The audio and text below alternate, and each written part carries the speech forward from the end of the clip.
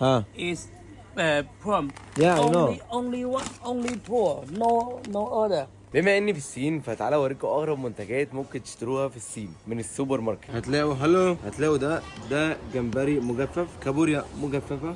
اكتر حاجه مشهوره عندهم هو المجفف، على ما اعتقد ده اخطبوط مجفف. من اشهر الحاجات انت ممكن تاكلها هنا في الصين بجد حرفيا حتى في الشارع، وهي رجول فراخ بكذا طعم.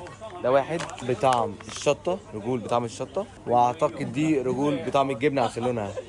دي ما تشتروهاش لانها مش قوي حلوه. دي رجول البط، هم بيحبوا جدا الرجول على فكره. ودي رجول البط طعم تاني. هل الحاجات طعمها حلو؟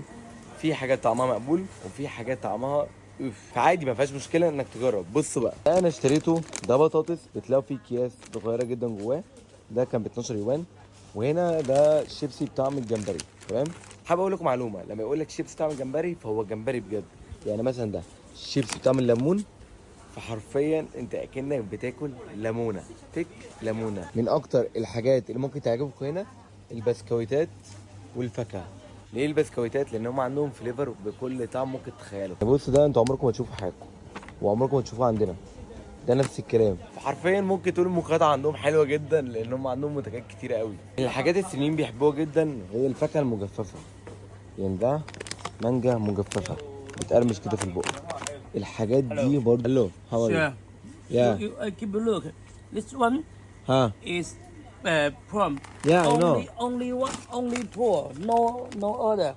Okay. Yeah, inside is only poor, no anyone. Okay. Other. And this blueberry Okay. is same inside. It's only blueberry. Okay. It's very Good? healthy. Yeah. Okay. Good. Very good. اوكي ثانكس. بيحبوا يشرحوا للناس قوي. بصوا الحاجات المجففه اللي زي دي، الحاجات دي برضو غريبه. طب هو انت عايش بقالك اسبوع كده، عايش ازاي؟ انا بصراحه بحب اجرب، فانا قعدت اجرب كذا اكله، في اللي عجبني في اللي ما عجبنيش. في الحاجات اللي شبه منتجاتنا فانت ممكن تاكلها. الكيكس اللي تحس ان هو فريش اول ما تاكله دي ب 2 يوان. صراحه من اللي انا شفته في سوبر ماركت الجمله ان هم مش مهتمين بالشوكولاتات خالص. فتعالوا نشوف السوبر ماركت اللي الناس بتستعمله على طول.